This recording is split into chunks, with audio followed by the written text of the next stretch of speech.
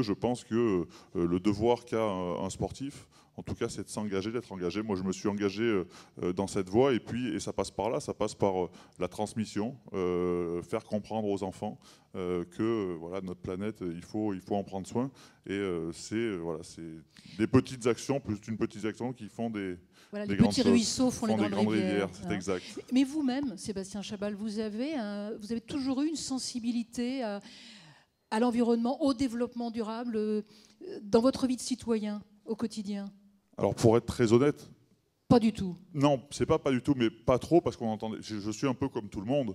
Voilà, il y a quelques années, ou quand j'étais jeune, on n'en parlait pas, on faisait pas attention. Et en faisant appel à votre expérience, à votre passé, alors pas forcément à votre carrière internationale, mais lorsque vous avez débuté dans des clubs évidemment plus petits, est-ce que avec le recul, vous vous dites, c'est vrai que là, on aurait pu avoir une démarche beaucoup plus éco-responsable, notamment en matière de transport, même si, et on pourra y revenir, Pascal Vauthier, bon, on plaide beaucoup pour le covoiturage, pour le transport en commun.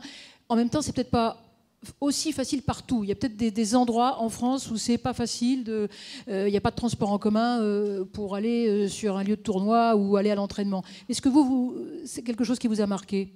Alors sur l'écovoiturage, non, parce que nous on est vite 40, donc on était obligé de prendre un bus. Donc le bus, ça fait qu'un moyen de transport, ça pollue un peu plus qu'une voiture, mais voilà, du coup.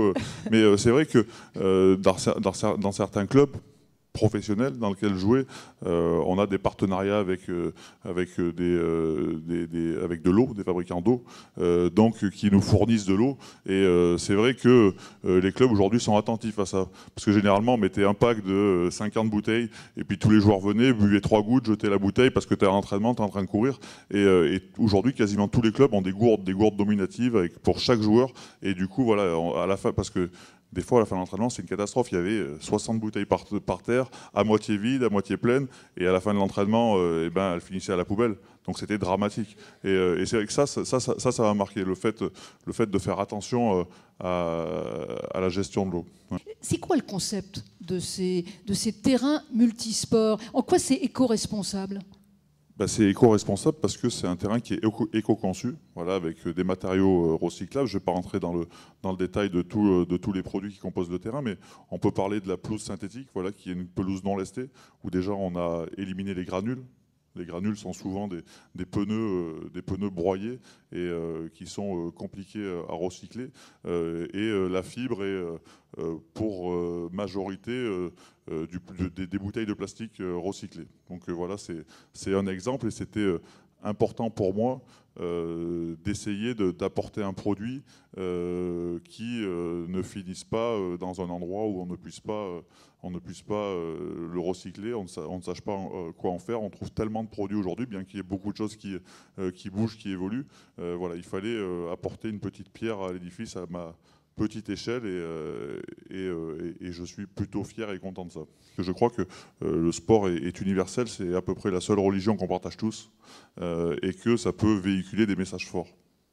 Dans le monde du sport, certains grands sportifs, comme vous, sont engagés, portent des valeurs, notamment par rapport au développement durable. Donc vous-même, je pense à Vincenzo Lizarazu également, Tony Estanguet, bien sûr, magnifique ambassadeur. Quelque part, est-ce qu'il n'en faudrait pas plus? Est-ce que vous regrettez parfois que le monde du sport de haut niveau, que des icônes sportives comme vous ne soient pas plus engagés? Parce que c'est évident que ce sont des modèles et que les jeunes vont les suivre. Vous êtes très important, bien sûr. Bien sûr, forcément, parce qu'on a un impact beaucoup plus large qu'une personne lambda ou que quelqu'un qui n'a pas cette notoriété. Mais après, il faudrait que tous les acteurs s'engagent, tous les sportifs et tous ces gens qui sont reconnus et reconnaissables. Mais je crois aussi qu'il faut faire ça avec son cœur.